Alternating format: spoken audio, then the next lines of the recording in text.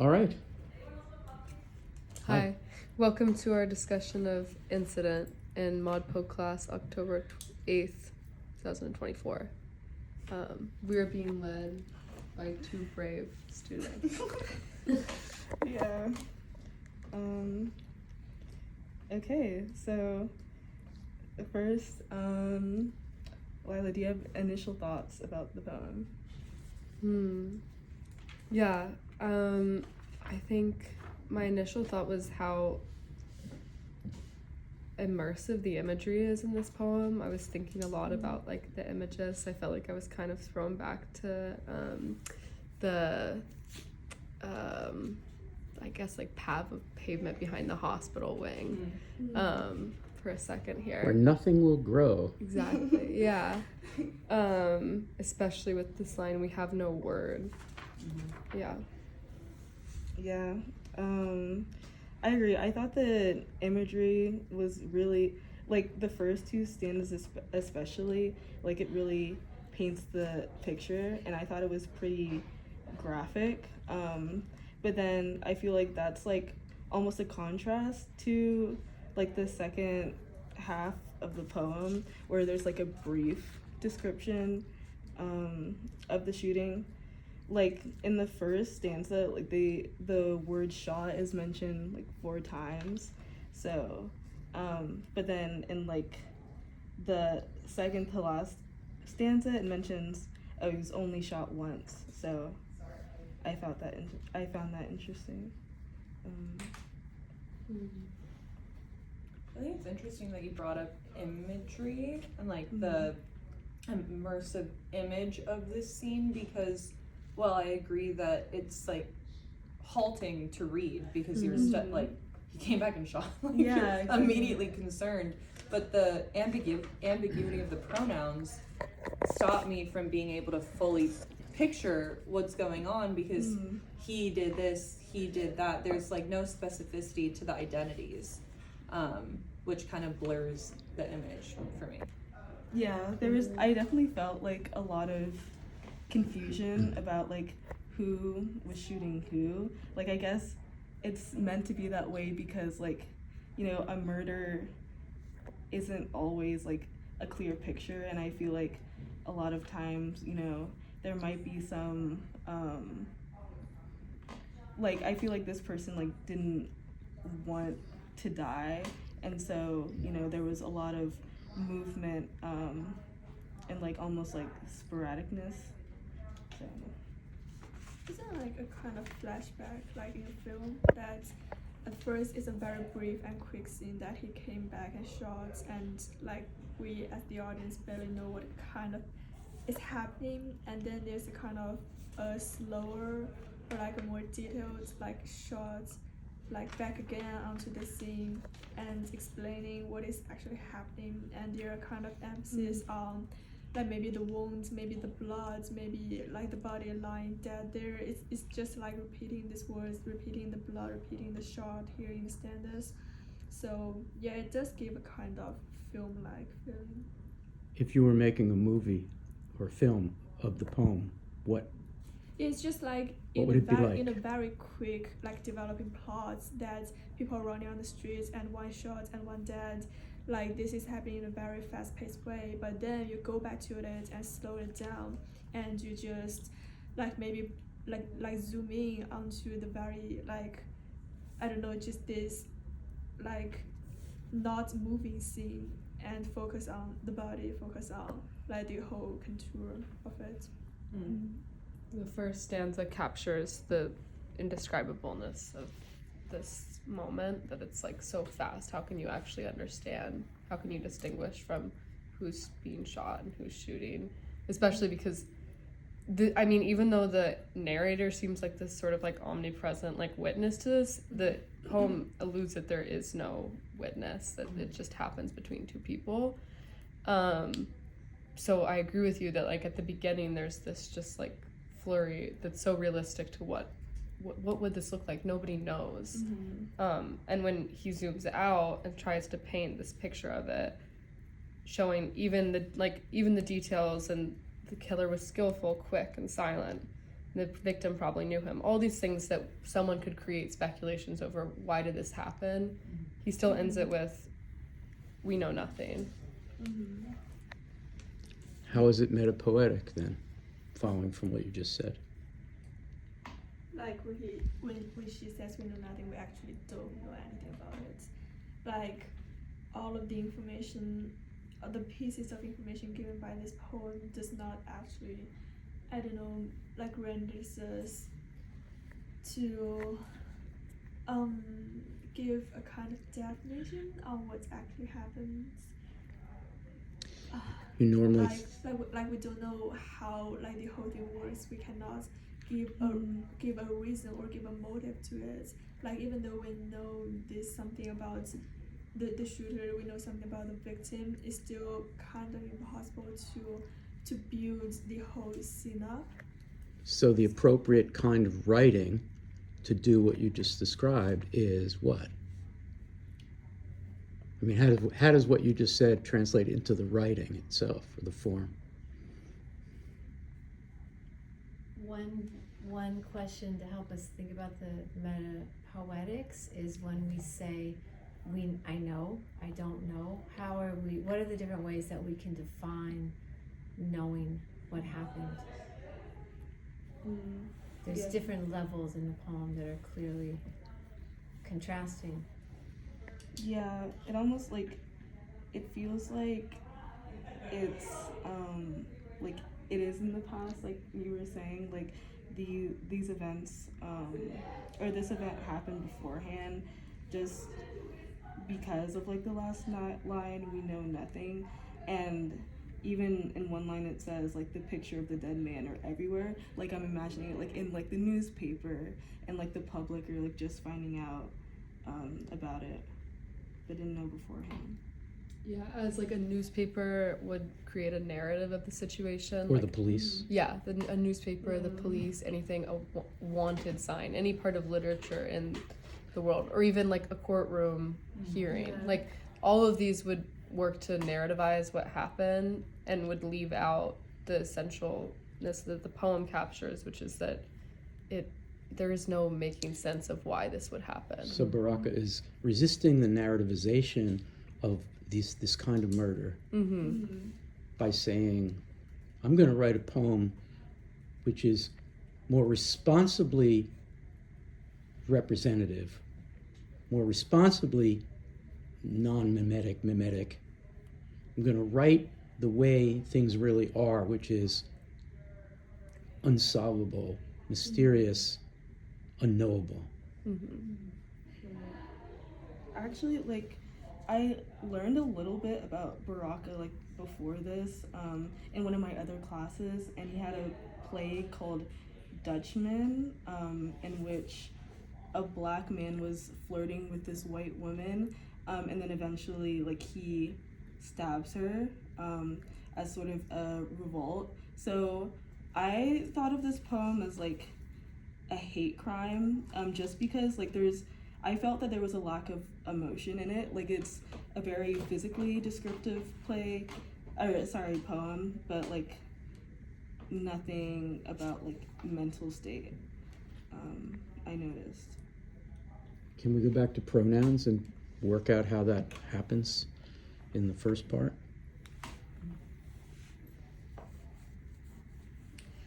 He came back and shot. He shot him. When he came back, he shot and he fell.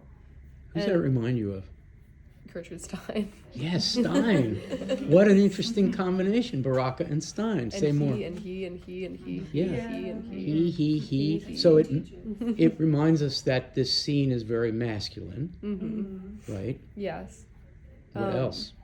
But it also, yeah, and in the way Gertrude Stein uses the pronouns, sort of devaluing them and making them into a sound, they lose like the clarity of like who is who, and I like stumbling.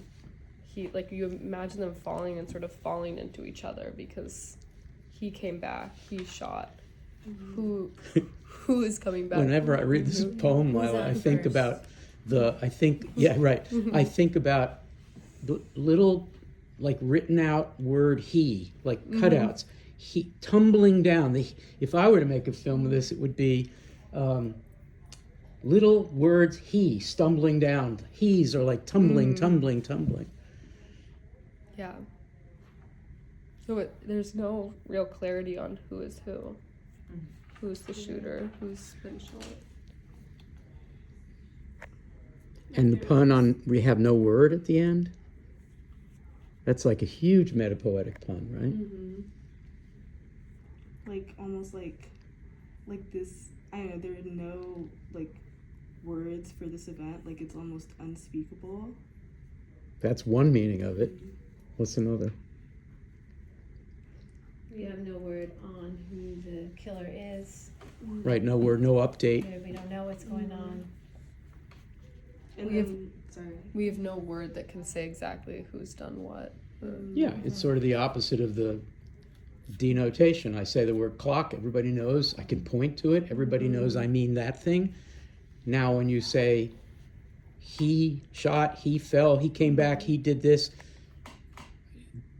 denotation, calling a clock isn't going to help. What is it? What's going on here? We don't know. Yeah, there is a lot of mystery with this poem, and like even the fact that the victim's face is unrecognizable, like you don't know who he is, and that the killer escaped. So there's really no trace of the murder.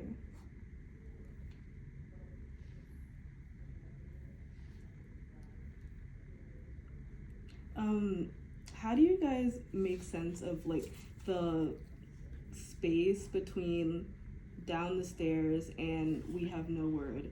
Like how those lines are kind of separate from the other stanzas. Well, they look like stairs. Yeah. I also feel like that it's a hinge in the poem between description in the beginning, even though it's Steinian and we still don't know what's going on, this kind of admission of the unsayable that changes how we read the rest of the poem and return to the poem. Or is it like it's just a kind of distance, like you combine to the he thing that we talked, that like as a kind of witness of this thing, of this event happening, that we are keeping a distance from the two he's here, and the distance are like quite the same. That's originally this he and this he do not actually make any difference, like as their impressions to us or as their influence to us. But when one shot another, then we know that one is the killer, one is the victim. We have to have maybe different impressions on them. We have to have different kinds of judgment on them.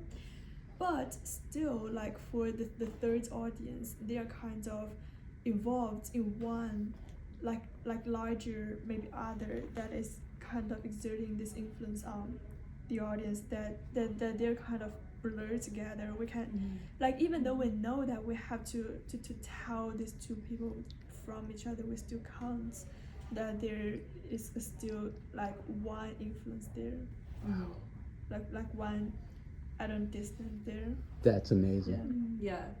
I also always saw the down the stairs and we have no word as the sort of hinge, and I really appreciate what you've just said about it, because I feel like it's just kind of a marker of the middle of the poem, and the beginning and ending sections meet each other with like this marked distance on the page, this marked space, and the space between them is the stairs, or physical distance from each other when an action occurs. And also the no words that they exchanged. It wasn't a conversation purportedly, it was an action. And so you can flip it upside down, it's the same thing. They're the same, it's the same thing. There's still a distance, there's still a lack of communication, there's still a misunderstanding of some sorts. And I see the cool surprise in the fixture of his hands and fingers. Like he also had a weapon. He just was slower. So it's the same, they were in the same boat. Yeah, and I mean, like, So they're both victims? Could be. We know nothing. I don't know. we can We certainly Only don't know wonder. much about the cause of this kind of violence. The cause of this kind of violence, you're not going to get to the bottom of it by doing a police style or journalistic style report on it. You're still not going to understand the causes of these things. That this is a poem really about how we don't know the causes of these kinds of things. Yeah. I wonder how everyone reads We Have No Word if we are thinking about County Collins' poem and this poem being in conversation. It is a response to County Collins' incident. So does that bring more readings of We Have No Word or anything else? Can I make the question pointed Please. for you? Yeah. Is this a mild or major rebuke of Collins' style, which is extremely clear and lucid and explicit and formal? It's definitely deliberately contrasting. But one thing about We Have No Word, one way to read it is like just for racial violence, hatred going on, continuing on, like we have no word. Why is it still happening? Why do we not understand what's going on? Why can't we even have words or, an end to this violence? Yeah, I feel like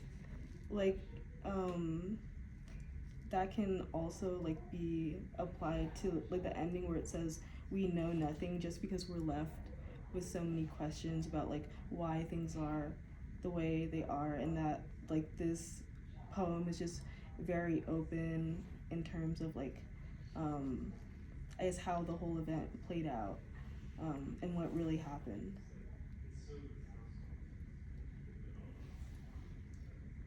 And also, I want to draw attention to the beginning a little bit, just the first line where it says he came back and shot, meaning it doesn't seem like this was their first encounter.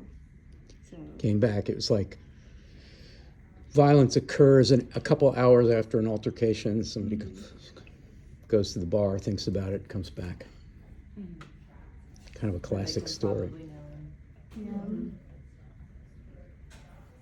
We have no word on the killer except he came back from somewhere to do what he did. Be more vague. From somewhere. Isn't everyone always coming back from somewhere? But in that way, I feel like he's mirroring the victim and the killer, because the victim's also coming back from somewhere too, to do. Okay, but the poem keeps coming back. Yeah. So I think Baraka implicates his speaker, if not himself. Mm-hmm. How so? Where does Baraka come in here?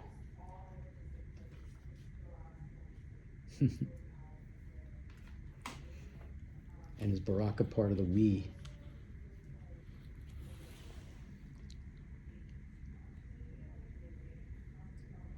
I think everyone's implicated. I mean, the speaker most obviously, because we're getting this tale from their mouth, but he died in darkness darker than his soul, and everything tumbled blindly with him dying.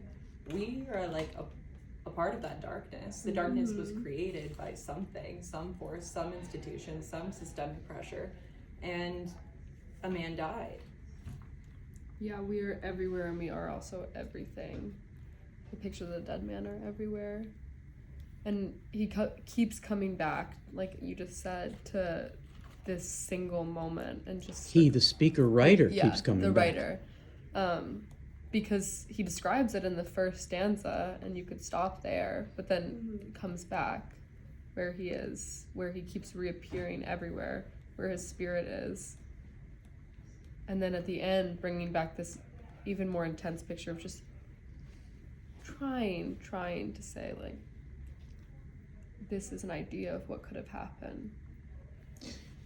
If Baraka were asked to take this one poem and from it extract a whole poetics, a whole attitude toward poetry, what would it be?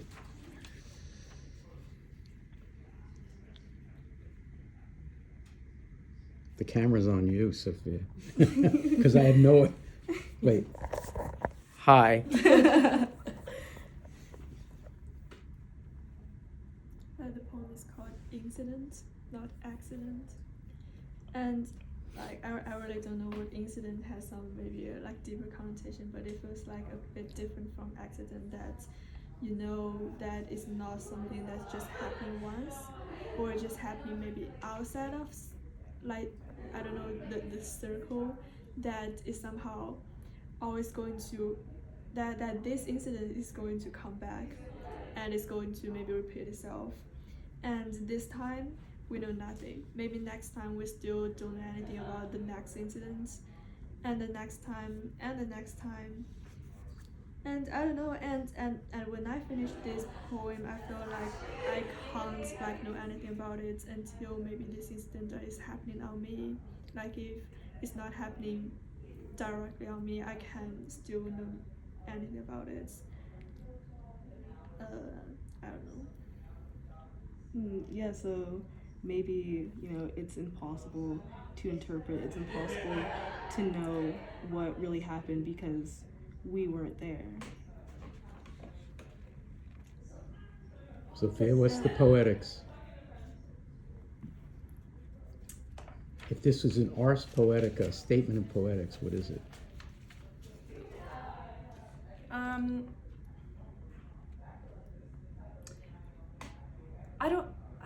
I'm struggling because I think it would be easy to say that the poetics is we know nothing, but I don't actually believe that that's what Amiri Baraka believed of himself or writing. I think maybe that there has to be like a very strenuous intention surrounding our knowing, and that not everyone actually can know everything, but if you do know something, it's like your moral imperative to share and talk about it responsibly. And it's okay to not be involved in something that you don't know about and to like stay in your lane. Whoa, who's Not come back. Yeah. stay in your lane? Well, I mean, to channel Ashbury on Stein once again, the only thing worth writing about is the thing that we don't understand, the stuff that's impossible to say, to get to the bottom of. That's what we should be writing about. And that's an ethical thing on Baraka's part, saying, I'm not interested in the genre of writing that is so popular, including black mystery writers, black police procedural writers. There were so many in the 40s and 50s at the time he was coming of age who were writing this thriller that gets solved by the black detective, who's a kind of minority figure in the genre. And I think he's saying, I'm not interested in writing about stuff that gets solved. Mm-hmm. Only interested in the writing about structural the problems yeah. and loss. And you can't get to the bottom of loss.